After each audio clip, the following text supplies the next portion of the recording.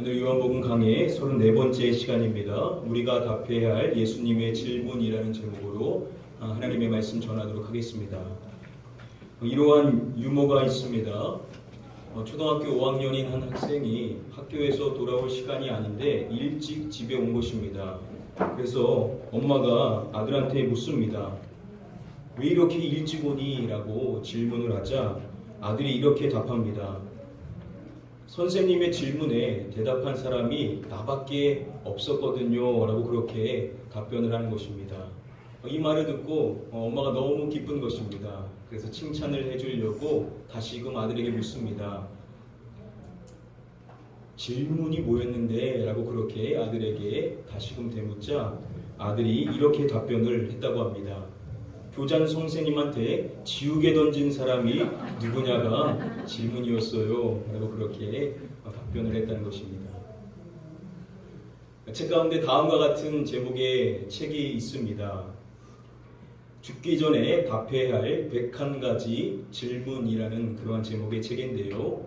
그 제목의 내용처럼 그 책을 보시면은 누구나 다 공감할 만한 그러한 101가지의 질문이 나옵니다. 이러한 질문을 통하여서 인생의 삶의 방향을 어떻게 나가야 될지 지침을 주고자 하는 것입니다. 이와 같은 형식으로서 우리에게 삶의 지침을 주고자 하는 그러한 형식의 책들이 많은데요. 대부분 그 책들이 강조하는 사항은 질문의 그 자체가 중요하다는 겁니다. 질문을 하고 그 질문을 답하는 것이 중요한 형식이다라고 이야기를 하는데요. 자, 그런데 여러분 생각해 보면요. 물론 그 질문 자체도 중요하지만 만약 더 중요한 것이 있다라고 한다면 과연 그 질문을 누가 했는가 그 부분이 더 중요할 수 있을 것입니다. 똑같은 질문도 누가 했느냐에 따라서 우리가 다르게 반응할 수밖에 없죠. 아무리 합당한 질문이라고 해도 우리가 그 사람을 인정하지 않는다라고 한다면 그 질문을 우리가 그렇게 가치 있게 여기지는 않을 것입니다.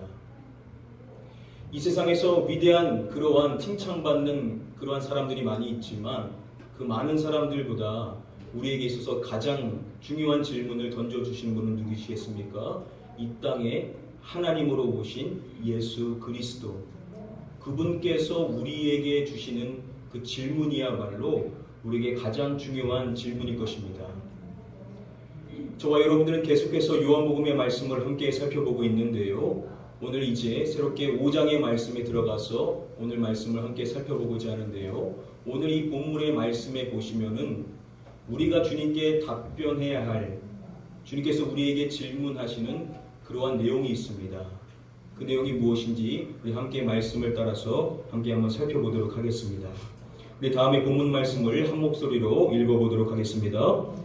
그 후에 유대인의 명절이 되어 예수께서 예루살렘에 올라가시니라.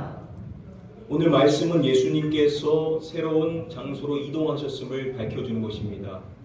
유대인의 명절을 맞이하여 예수님이 다시금 예루살렘으로 올라가셨음을 이야기해 주는 것입니다. 그리고 이어지는 2절 말씀을 보시면은요, 예루살렘에 있는 양문 곁에 히브리 말로 베데스다라는 못이 있는데 거기 행각 5이 있고, 자, 예루살렘에 있는 양문 곁에 히브리 말로 베데스다라는 못이 있다라는 것입니다. 당시 예루살렘의 성벽에는요 많은 그러한 문이 있다라고 했었는데요. 북동쪽에 보시면은 양문이 있었다라고 합니다. 그리고 그 양문 곁에 못이 하나 있었는데 그 이름이 바로 베데스다라는 것이죠. 이 베데스다라는 이름의 뜻을 학자들마다 다양하게 이야기하지만 가장 보편적으로 받아들인 내용은 이것입니다. 바로 자비의 집이라는 그러한 뜻으로서 이 베데스다를 이야기합니다.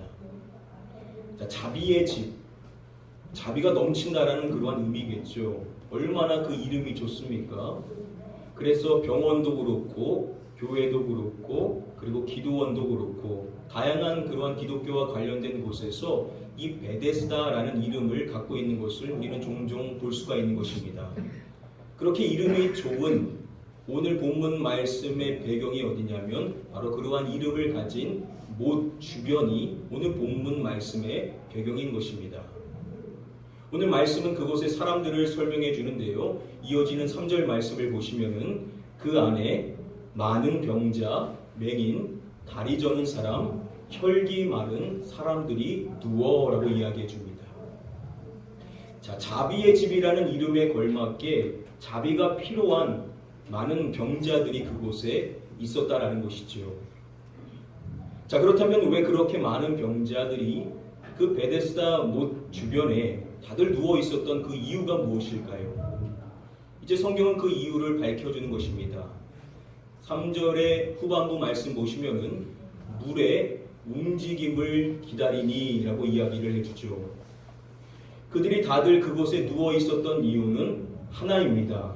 바로 물이 움직이게 되는 것을 기다리고 있었다라는 것이죠. 그 이유가 무엇인지 이어지는 4절 말씀은 우리에게 이렇게 설명해 주는 것입니다. 이는 천사가 가끔 못에 내려와 물을 움직이게 하는데 움직인 후에 먼저 들어가는 자는 어떤 병에 걸렸든지 낫게 되밀어라 라고 설명을 해줍니다. 자, 천사가 그 못에 내려오게 되면 물이 움직이게 된다는 것이죠. 중요한 것은 그렇게 물이 움직이게 되었었을 때 그곳에 들어가게 되면 어떤 병에 걸렸든지 낫게 된다라는 것입니다. 바로 이것이 많은 병자들, 맹인, 다리 저는 사람, 혈기 많은 사람들이 다들 그곳에 찾아와 누워 있었던 이유인 것입니다. 어떤 병에 걸려 있든지 그곳에 들어가면 낫는다라는 것이죠. 맹인도 날 수 있고 다리 저는 사람도 날 수 있고 혈기 많은 사람도 어떠한 질병을 갖고 있든지 간에 그 못에 들어가면 나을 수가 있다는 것입니다. 이것이 그들에게는 희망일 수밖에 없었겠죠. 그들에게 그곳은 말 그대로 자비의 집이었던 것입니다.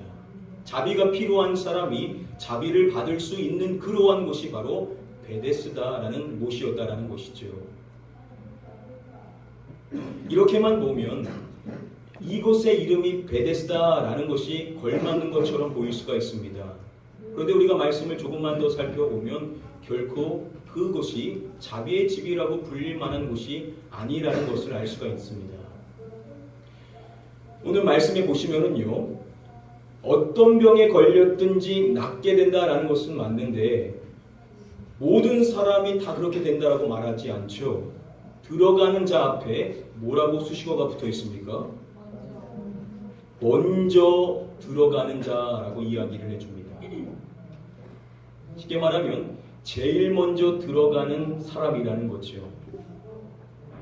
어떤 병이든 나을 수는 있다라고 하는데 그 못에 들어가는 모든 사람에게 그 혜택이 돌아가는 것이 아니라 가장 먼저 들어가는 그러한 사람만이 나을 수가 있다라는 것이죠. 경쟁이 있다라는 겁니다. 자, 그러면 경쟁이 있어도 사람이 적으면 그래도 나에게 그 기회가 돌아온다라고 생각할 수 있지 않겠습니까? 그런데 오늘 말씀에 보시면은요, 병자들을 설명할 때 그냥 병자라고 말하지 않고 많은 병자라고 이야기하는 것을 볼 수가 있습니다. 그곳에는요, 수많은 병자들이 그곳에 있었던 것입니다. 13절 말씀에도 보시면은요, 거기 사람이 많음으로라고 이야기를 해줍니다.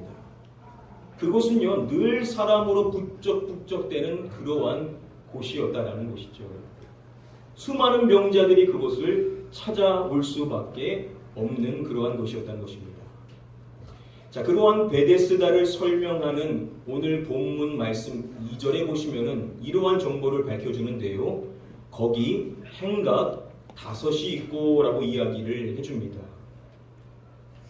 1887년에요. 고고학자들에 의하여서 그곳이 일부분이 계속해서 발굴되게 되는데요. 고고학자들의 설명에 따르면요, 그곳은 주변에 5개의 큰 행각이 있을 정도로 아주 거대한 못이었다라고 설명을 해줍니다. 그 크기가 대략 얼마라고 이야기를 하냐면요, 그 못의 크기가 길이가 150m고 폭이 50m, 깊이가 20m나 되는 거대한 못이었다라고 설명해 줍니다. 당연히 행각 5개가 있다라는 것은 그 주변 역시도 매우 넓은 지역이었다는 것이죠. 그래서 그곳에는 늘 병자들로 넘쳐났었던 것입니다. 장소가 협소했다라고 하면 오지 못했을 텐데 장소도 넓기 때문에 올 수 있는 모든 병자들이 다 그곳에 모여 있었다는 것입니다. 그런데 그 많은 병자들 가운데 나을 수 있는 사람은 가장 먼저 들어간 그 사람만이 나을 수가 있었다는 것입니다. 여러분, 그 경쟁률이 얼마나 높았는지 쉽게 예상이 되죠. 그 경쟁률을 뚫고 제일 먼저 그곳에 들어간다는 것은 너무나 어려운 일이 아닐 수가 없었다는 것입니다. 자, 그렇다면 높은 경쟁률이 있다 하더라도 그래도 기회가 많으면은 높은 경쟁률 속에서도 내가 그 기회를 얻을 수 있을 것이다 라는 그러한 생각을 해볼 수 있을 것입니다. 자, 그런데 안타깝게도 그곳에 대한 말씀에 대한 정보를 보시면은 천사가 가끔 못에 내려와 물을 움직이게 하는데 라고 이야기를 해줍니다. 천사가 자주 빈번하게 내려와서 물을 움직여주는 것이 아니라 가끔 해준다는 것입니다. 경쟁률도 매우 높은데 그러한 기회 자체도 매우 드물었다는 것입니다. 그리고 한 번 그 일이 있은 이후에 또다시 언제 그 일이 있을지 기약을 할 수가 없다는 거죠. 그들은 그 일을 언제 일어날지 도무지 알 수가 없는 그러한 현실의 상황이었다는 것입니다. 정리해보면요, 그것은 많은 병자들이 있습니다. 경쟁률은 너무나 높은 곳이죠. 그런데 기회는 가끔 있는 것입니다. 적은 기회가 있다는 것이죠. 생각해 보시오. 경쟁률은 너무나 높은데 기회는 한정되어 있고 언제 그 이 기회가 나에게 돌아올지 확신할 수 없는 그러한 불안한 현실의 상황이었다는 것입니다. 그러한 상황 속에서 어떠한 사람만이 살 수 있느냐, 어떠한 사람만이 나을 수 있느냐, 제일 먼저 들어가는 그 한 사람, 그 1등만이 나을 수 있는 그러한 곳이었다는 것입니다. 여러분, 그 경쟁이 얼마나 여러분 치열했겠습니까? 수많은 병자들이 함께 누워있지만 사실은 다 경쟁 상대인 것입니다. 물이 움직일 때 어떻게든 다른 사람들을 밀치고 내가 먼저 들어가야만 내가 살 수 있는 그러한 경쟁 구도의 사회와 같은 그러한 현실이었다는 것이죠. 여러분, 이러한 것이 베데스다, 자비의 집이라고 불릴 만한 곳이라고 여러분 생각이 되십니까? 오히려 이러한 것은요, 경쟁의 집이라고 하는 것이 더 적절하다라고 생각될 수 있는 것입니다. 수많은 사람 가운데 1등만이 살아남을 수 있는 그러한 환경이라는 것은 바로 오늘날 우리가 살고 있는 경쟁이 너무나 넘치게 되는, 그래서 수많은 사람들이 좌절을 경험할 수밖에 없는 오늘날의 사회의 모습과 너무나도 유사하다는 거죠. 자비는커녕 무자비와 오히려 잔인함이 묻어나는 그러한 사회의 모습과도 같다라는 것입니다. 오늘 본문의 말씀은 그러한 현실의 상황 속에 놓여 있었던 한 사람에 대해서 우리에게 이야기를 해줍니다. 우리 함께 다음에 본문 말씀을 한 목소리로 읽어보도록 하겠습니다. 거기 38배 되는 병자가 있더라. 거기에는 많은 병자들이 있었었죠. 그 안에는 많은 병자들이 넘쳐났었던 것입니다. 자, 그런데 오늘 본문의 말씀이 우리에게 이야기해주는, 집중하여 우리에게 알려주는 사람이 있는데 바로 한 병자에 대해서 우리에게 이야기를 해주는 것입니다. 그 병자에 대해서 성경은 이렇게 이야기를 해주죠. 38에 된 병자가 있더라. 병이 있는데 10년도 아니고 20년도 아닌 무려 38년 동안 그 질병을 짊어져 살아왔었던 그러한 한 사람이 있었다는 것입니다. 자, 이러한 것에 대해서 설명해 줄 때 안드레아스 교수는 이렇게 말합니다. 이 횟수는 고대의 많은 사람의 수명보다 긴 기간이었음을 밝혀줍니다. 한 질병을요, 38년 동안 짊어지며 인생을 살아온 것은 당시 평균 수명을 고려해 봤었을 때 마치 평생을 그렇게 산 것과 같다라는 겁니다. 평생 그렇게 살았다라는 것이 무슨 의미겠습니까? 결국 얼마 남지 않은 그 인생 역시도 똑같을 가능성이 매우 짙다라는 거죠. 그래서 학자들은 말하기를 38해 동안 병자로 살아왔다라는 것은 그에게는 아무런 소망이 없음을 나타내 주는 것이다라고 설명을 해줍니다. 가망이 없다라는 것입니다. 그런데 여러분, 아무리 그렇게 오랜 기간 동안 질병을 짊어지며 평생을 살아왔다고 해도 오늘 말씀에 입각해 보면 기회는 있는 거죠. 그래도 제일 먼저 들어가면 되는 겁니다. 아무리 오랜 기간 아팠어도 몸이 걸을 수만 있으면, 다른 사람들보다 좀 더 빨리 들어갈 수만 있다라고 한다면 얼마든지 나을 수 있는 기회를 얻을 수가 있다라는 거죠. 자, 그런데 오늘 본문의 말씀에서 이 병자의 병이 무엇인지를 자세히 밝혀주고 있지는 않습니다. 그냥 병자라고만 이야기를 해주죠. 자, 그런데 요한복음의 7장의 말씀에 가서 보시면은요, 예수님께서 말씀해 주실 때 자신이 행했었던 한 가지 일에 대해서 이야기를 해줍니다. 학자들은요, 이 한 가지 일이 바로 요한복음 5장, 오늘 본문의 말씀에 나오는 38년 된 그 병자와 관련된 일이라고 설명을 해줍니다. 자, 이와 같은 21절 말씀과 연결되는 23절 말씀에 보시면은 예수님께서 38년 된 그 병자에 대해서 이야기할 때 이러한 말씀을 해주십니다. 전신에 대해서 이야기를 해주시죠. 이와 같은 것에 근거하여서 D.A. 칼슨과 같은 교수들은요, 이 38년 된 병자의 그 질병을 무엇이라고 설명하냐면 바로 전신 마비라고 설명을 해줍니다. 여러분 한번 생각해 보십시오. 전신이 마비되어 있는 그러한 질병을 가진 사람이 그 베데스다 연못에 가장 먼저 들어갈 수가 있었겠습니까? 없었겠습니까? 당연히 그 확률이 없다라고 생각할 수밖에 없는 거죠. 경쟁에서 이길 수 있는 상황이 아닌 겁니다. 그 어떠한 사람보다 불리한 상황에 놓여 있다라는 거죠. 기회가 있어도 한 번도 그 기회를 살릴 수 있을 만한 그러한 여건이 되지 않는 사람이었다는 겁니다. 자, 그렇게 전신 마비를 갖고 있다라고 해서 그렇다고 아무런 방법이 없는 것은 아닙니다. 한 가지의 방법이 있는데요. 마가복음 2장의 말씀에 보시면은요, 한 중풍병자가 예수님께 와서 고침받는 사건이 나오죠. 여러분, 어떻게 걷지 못하는 중풍병자가 예수님께 왔었던 것입니까? 4명의 사람이 그 사람을 메워가지고 예수님께 인도했다라고 이야기를 해주죠. 내가 못 걸어도요, 주변에 사람이 있으면 되는 겁니다. 나에게 재력이 있어서 내 주변에 사람을 붙여놓고 물이 동하는 그 시간이 왔었을 때 그들을 통하여서 내가 가장 먼저 그곳에 다다르면 나을 수가 있다라는 거죠. 사람을 통하여 기회를 살릴 수가 있다라는 겁니다.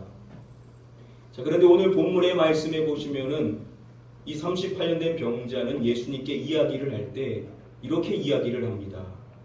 나를 못에 넣어주는 사람이 없어 라고 이야기를 해줍니다.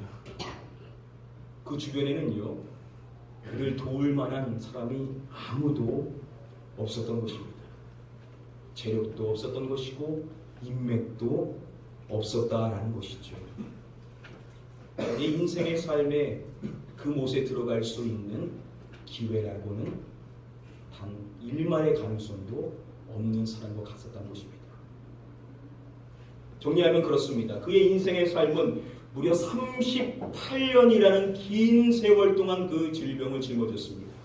평균 수명으로 따지면은 결국 일평생을 그 질병과 함께 살았던 사람인 것입니다. 소망이 없다라는 거죠. 그리고 그 사람은 다른 사람들과 비교해 봤을 때 더 불리한 환경에 있는 사람입니다. 전신이 움직일 수 없는 그러한 사람이었다는 거죠. 그리고 그 주변에는 그 누구도 그 사람을 도울 수 있는 그러한 사람이 아무도 없었다라는 것입니다. 이러한 내용을 종합해 봤었을 때 이 38년 된 병자는 그 베데스다 연못에 있었던 병자들 가운데 어떠한 사람과 같냐면 가장 절망적인 사람과 같다라는 거죠.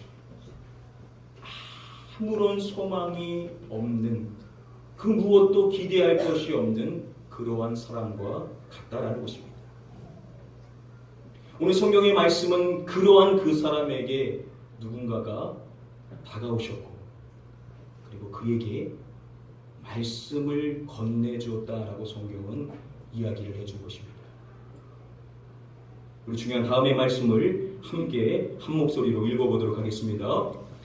예수께서 그 누운 것을 보시고 병이 벌써 오래된 줄 아시고 이르시되 내가 낫고자 하느냐. 먼저 서두에 보시면은 예수님께서 어떻게 하셨는지 이렇게 말해주죠. 예수께서 그 누운 것을 보시고, 늘 절망 가운데 누워 있었던 그 38년 된 그 병자를 예수님께서 보셨던 것입니다. 그리고 성경은 말하기를 예수님께서 병이 벌써 오래된 줄 아시고라고 이야기합니다. 많은 학자들은 여기서 이 아신다라는 것이 신적인 암이라고 이야기해 줍니다. 즉 예수님께서 그를 보시고 그의 인생의 삶의 히스토리가 어떠했는지를 간파했다라는 것입니다. 그의 인생의 삶이 어떠한 삶이었었는지를 다 보셨다라는 것이죠. 그리고 그러한 그에게 예수님께서 가장 먼저 해주신 말씀이 바로 다음의 말씀이었다라고 이야기해 줍니다. 예수께서 그 누운 것을 보시고 병이 벌써 오래된 줄 아시고 이르시되 내가 낫고자 하느냐.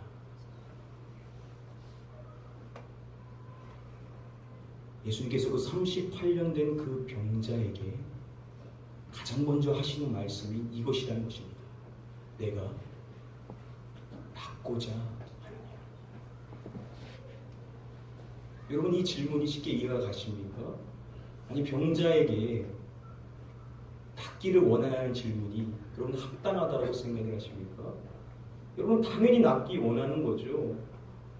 낫기 원해서 그 자리에 있었던 거 아닙니까? 당연히 고침받고 싶은 것이 그 간절한 마음일 것입니다.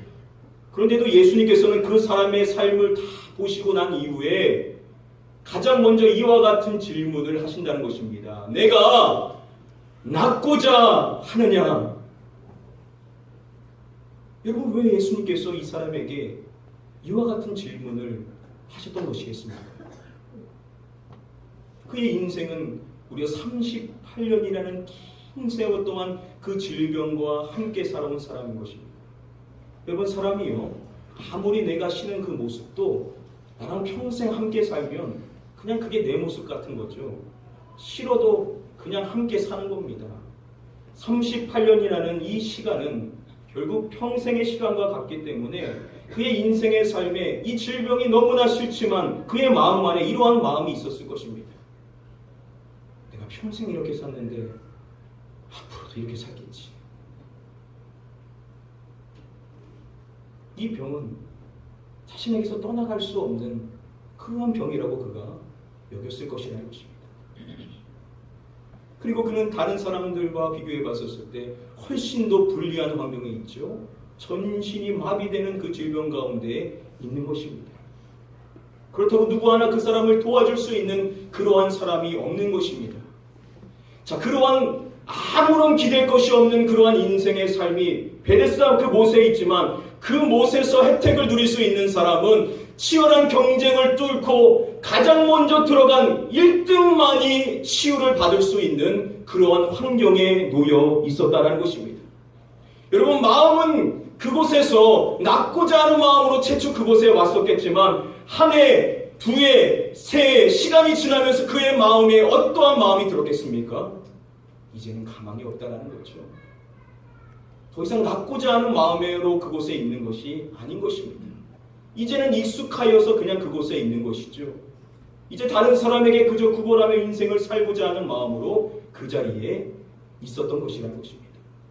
즉 그의 마음 안에는 내가 나을 수 있을 것이라는 일만의 소망도 없는 상태에 있었다는 것입니다. 자포자기한 것입니다. 누구도 나를 바꿀 수 없다.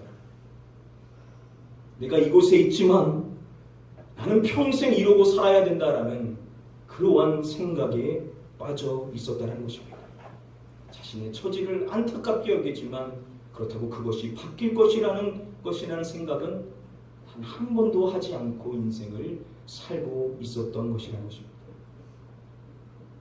저는 이 말씀을 살펴보면서 오늘날 현대인들의 모습과 너무나 같다라는 생각을 하게 되었습니다. 오늘날 우리 인생의 삶은요, 많은 것들이 발전하여서, 특별히 정보력이 발전하여서 우리에게 너무나 많은 정보를 제시해 주죠. 사업을 어떻게 해야 잘 될 수 있는지, 어떻게 해야 자녀를 잘 양육할 수 있는지, 어떻게 해야 결혼 생활이 화목할 수 있는지, 어떻게 해야 내 인생의 삶의 방향을 좋게 나아갈 수 있는지, 여러분 이제 모르는 사람이 없습니다. 인터넷에 들어가서 그것만 간단히 쳐보면 숱한 정보들이 우리에게 밀려오게 됩니다. 이제 몰라서 못하는 사람은 아무도 없다라는 거죠. 그런데도 인생의 변화는 없다라는 겁니다. 차라리 몰랐었을 때는 속편했었는데 방법을 아는데도 바뀌지를 않는 자신의 현대의 모습의 삶을 보면서 오늘날 많은 현대인들이 좌절 가운데 이 세상을 살고 있습니다. 내가 이 끊고 싶은 이 습관 얼마든지 끊을 수 있을 것이라고 생각했었는데 시간이 지나고 나보니까 아무리 끊으려고 해도 끊어지지를 않는 것입니다. 그래서 어느 순간부터 사람들이 말은 하지 않지만 나는 평생 그냥 이 습관 안에 인생 살 수밖에 없어. 자기 자신을 포기하는 거죠. 그게 그렇게 싫으면서도 그것과 함께 더불어 인생을 살고 있는 것이 여러분 오늘날 현대인들의 모습 아닙니까? 여러분 교회 안에서 함께 신앙생활 하는데 여러분 모든 크리스찬들이 다 기도 제목이 있을 것 같죠? 근데 여러분 통계에 의하면요, 요즘 현대 크리스찬들 가운데 기도 제목이 하나도 없는 성도들이 많다라고 합니다. 바라는 게 없는 겁니다. 다 충족되어서 그런 것이 아니라 바래도 소용이 없다라고 생각을 한다는 겁니다. 그래서 기도 제목을 물어봐도 기도 제목이 없는 성도들이 숱하게 많다라는 겁니다. 처음에는 내 남편이 함께 교회에 나와서 신앙생활하기를 그렇게 기대했었는데 이제 그 시간이 길어졌다 보니까 내 마음 안에 그러한 마음 자체가 이제는 다 사라져버린다는 것입니다. 내 자녀가 변화되기를 그렇게 갈망하면서 기도했었는데 그렇게 변화되지 않는 시간이 길어졌다 보니까는 이제는 그냥 포기해버렸다는 거죠. 그냥 그대로 살아라. 자녀를 향한 변화될 것이라는 아무런 기대도 없이 교회에 나와서 그저 그렇게 그냥 예배만 드리고 돌아가는 성도들이 너무나도 많다는 겁니다. 여러분 그게 저와 여러분들의 연약한 모습 아닙니다. 그런데 오늘 주님께서는 그런 저와 여러분들에게 가장 먼저 이렇게 질문을 하신다는 것입니다. 내가 받고자 하느냐? 우리에게 말씀하시는 것입니다. 네가 정말 변화하기를 원하느냐? 정말 너의 자녀가 변화하기를 기대하느냐? 너의 가정이 변화하기를 원하느냐? 너의 사업과 그 일터가 변화하기를 고대하느냐? 우리의 마음 안에 정말로 바라고 원하는 것이 있느냐? 정말로 그렇게 되기를 기대하며 인생을 살고 있느냐라고 우리에게 가장 먼저 묻고 계시다는 것입니다. 여러분 믿음이 무엇입니까? 우리에게 믿음을 설명하는 히브리서 11장의 말씀, 가장 먼저 믿음을 설명할 때 이렇게 설명을 하죠. 믿음은 모하는 것들의 실상이요 라고 이야기합니까? 바라는 것들의 실상이요 라고 이야기하죠. 단순하게 정리해서 적용하면 믿음은 바라는 것들로부터 시작된다는 겁니다. 믿음이 있는 사람이라고 한다면, 그리스도 안에 들어온 인생이라고 한다면 그리스도 안에서 바라는 것도 있다라는 겁니다. 내 안에 이것이 성취되기를 원하는 열망의 마음을 입고 이 소원을 품고 신앙생활을 하는 그런 뜨거움을 갖고 신앙생활을 하는 것이 믿음의 신앙생활이라는 것이죠. 사랑하는 성도님들, 여러분들에게 정말로 바라는 것이 있습니까? 주님께서 여러분들에게 정말로 그것이 이루어지기를 원하느냐? 주님께서 여러분들에게 질문하실 때 여러분들 당당하게 여러분들의 그 마음의 뜨거움을 주님께 아뢰며 주여 내가 그것이 이루어지기를 바랍니다 라고 여러분들 당당하게 고백하실 수 있으십니까? 여러분 이 시간에 간절히 여러분들 모두를 축복합니다. 여러분들 마음 안에 다시금 바라고 원하는 그 소원을 향한 열망이 일어나서 주님 안에서 꿈꾸고 주님 안에서 바라고 주님 안에서 그것을 놓고 강구하실 수 있는 믿음의 그 뜨거움의 신앙생활이 다시금 주님 앞에서 회복되게 되시기를 주님의 이름으로 간절히 축복하며 축원드립니다. 아멘. 이제 말씀을 맺도록 하겠습니다. 우리 마지막으로 오늘 본문 말씀 가운데 우리 다음에 2절의 말씀을 함께 한번 읽어보도록 하겠습니다. 예수께서 이르시되 일어나 내 자리를 들고 걸어가라. 그 사람이 곧 나와서 자리를 들고 걸어가니라. 예수님께서 그 38년 된 병자에게 이렇게 말씀해 주신 것입니다. 일어나 내 자리를 들고 걸어가라. 두 번째보다 더 황당한 말씀을 해주신 것입니다. 첫 번째 그 말씀은 도저히 이해되지 않는 그러한 질문이었죠. 두 번째 말씀은 도저히 믿을 수 없는 그러한 말씀이죠. 38년 동안 평생을 그렇게 살아왔고 이제 앞으로도 평생 나는 그렇게 살 수밖에 없다라고 생각하는 그러한 사람이었습니다. 그런데 예수님께서 그렇게 말씀해 주시자 성경은 어떻게 되었다라고 이야기를 하냐면 일어나 내 자리를 들고 걸어가라 하시니 그 사람이 곧 나아서 자리를 들고 걸어가니라 라고 말씀해 주십니다. 여러분 아무리 평생을 그렇게 살아왔어도 내 인생의 삶에 아무런 변화와 조짐이 없는 그러한 안타까운 인생의 삶이라고 해도 주님께서 우리에게 한 말씀만 명하신다면 모든 환경을 뒤로하고 한순간에 우리의 삶이 변화될 수 있다라고 우리에게 말씀해 주시는 줄 믿습니다. 아멘. 여러분 이 주님을 믿으십니까? 아멘. 이 주님이 여러분들의 주님이시고 그 주님이 우리에게 기도하라고 명하신다라는 사실을 여러분들 믿으십니까? 아멘. 이 주님을 여러분 다시금 믿으시고 창조의 하나님 말씀함으로 세상을 새롭게 창조하실 수 있으신 우리의 인생을 새롭게 변화시킬 수 있으신 그 주님을 여러분 다시금 신뢰하시고 그 주님께서 여러분들의 인생을 변화시켜 주시기를 원하신다라는 믿음의 확신을 갖고 다시금 그 주님 안에서 소원을 품고 바라고 소원하며 그것을 주님 앞에 아뢰실 수 있는 저와 여러분들이 되어야만 될 줄 믿습니다. 아멘. 이제 내일부터 저와 여러분들은 새로운 주제로서 새벽 기도를 합니다. 지금까지 여러분들과 함께 새벽 기도에 많은 주제들을 가졌지만 이번만큼 이렇게 직설적인 주제로서 새벽 기도를 한 적은 없었던 것 같습니다. 기도의 열쇠. 기도는 모든 닫힌 문을 열 수 있는 기다. 사실 여러분 이것이 기도의 본질은 아닙니다. 지금까지 여러분들에게 많은 기도의 본질에 대해서 가르쳐 주었는데 제가 여러분들의 삶을 돌아보니까 많은 성도님들 가운데 기도가 없는 성도님들이 너무나 많습니다. 주님과의 친밀한 교제는커녕 그분이 정말로 살아계신가, 그분이 지금도 역사하시는 분이신가, 그분이 정말 나에게 좋은 것을 주시기를 원하시는 나의 아버지가 맞는가 라는 믿음의 확신도 없으신 분들이 너무나 많다라는 생각이 들었습니다.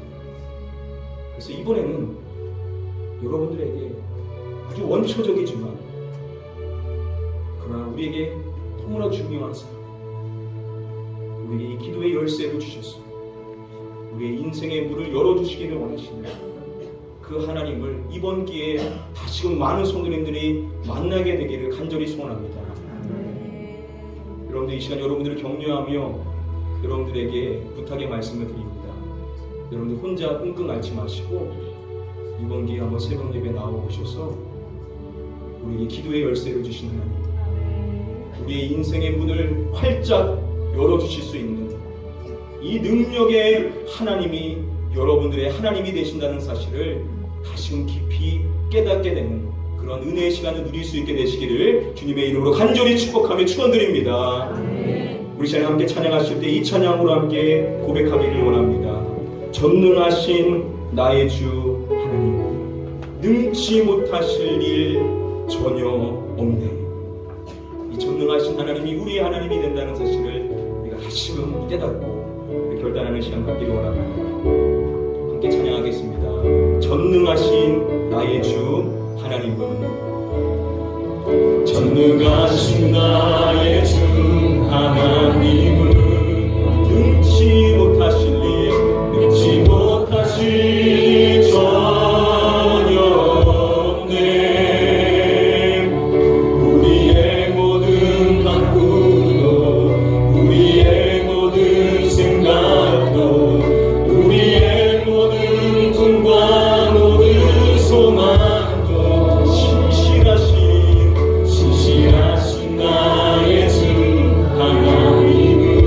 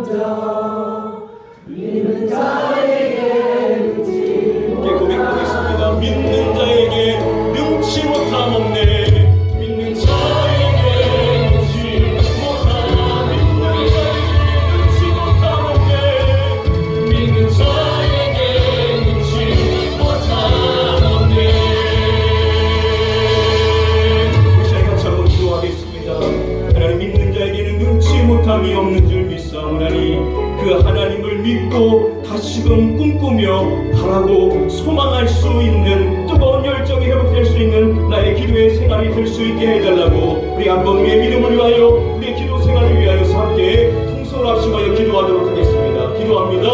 아버지 하나님, 이 시간에 우리 사랑하는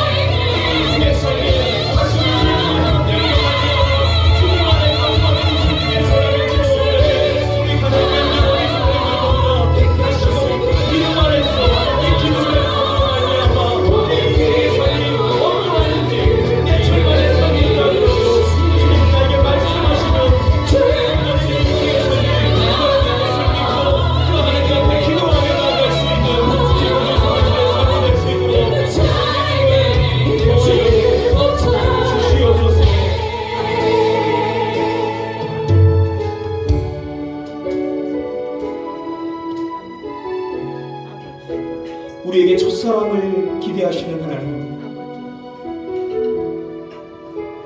우리가 오랜 기간 동안 신앙생활했지만 이제 바라는 것도 없고 원하는 것도 없고 참된 만족이 아닌 아무런 기대가 없어서 주님께 의지하며 살아가지 않는 우리의 연약한 인생이 되어 있지는 않은지 주여 우리 인생을 돌보시고 이 시간 우리에게 긍휼을 베풀어 주시사 진정한 자비의 지 바로 주님께서 우리에게 오신다면 주님께서 우리에게 다시금 물으실 것이라고 믿습니다. 내가 낫기를 원하느냐, 네가 낫고자 하느냐, 네가 변화되기를 원하느냐, 네 자녀가 변화되기를 원하느냐, 네 가정이 변화되기를 원하느냐, 네 일터가 변화되기를 원하느냐, 이 교회가 변화되기를 원하느냐, 이 민족과 이 나라가 이 세계가 변화되기를 원하느냐.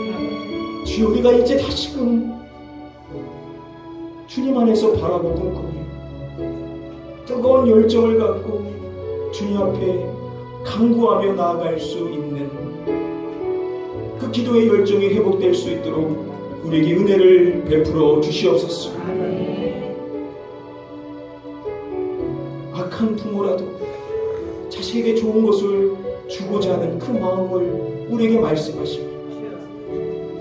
너희 아버지가 구하는 자에게 좋은 것을 주시지 않을 겁니다. 우리 아버지 하나님께서는 우리의 그 바라고 원하는 것을 아뢰기를 원하시는 줄 믿사옵니다. 이 자리에 있는 많은 성도님들, 그동안 포기했었던 그 바람, 그동안 포기했었던 그 기도자에게 다시금 일어나 힘으로도 주님 앞에 아뢰며 기도하며 나아갈 수 있는 기도의 용사의 삶이 될 수 있도록 은혜를 베풀어 주시옵소서. 그래서 우리 가나안교회 많은 성도님들이 이후로는 주님과 긴밀한 교제 속에 이 기도의 소통을 통하여서 늘 주님 안에 더불어 살아가며 꿈꾸고 소망하며 믿음은 바라는 것들의 실상이라고 말씀하신 그 말씀대로 주님이 주신 그 믿음 갖고 내가 바라는 것이 이루어질 것임을 미리 바라보며 살아갈 수 있는 기쁨과 소망의 삶이 될 수 있도록 은혜를 베풀어 주시옵소서. 믿고 감사드리며 이 모든 말씀 우리를 구원하신 예수 그리스도의 이름으로 기도드립니다. 아멘.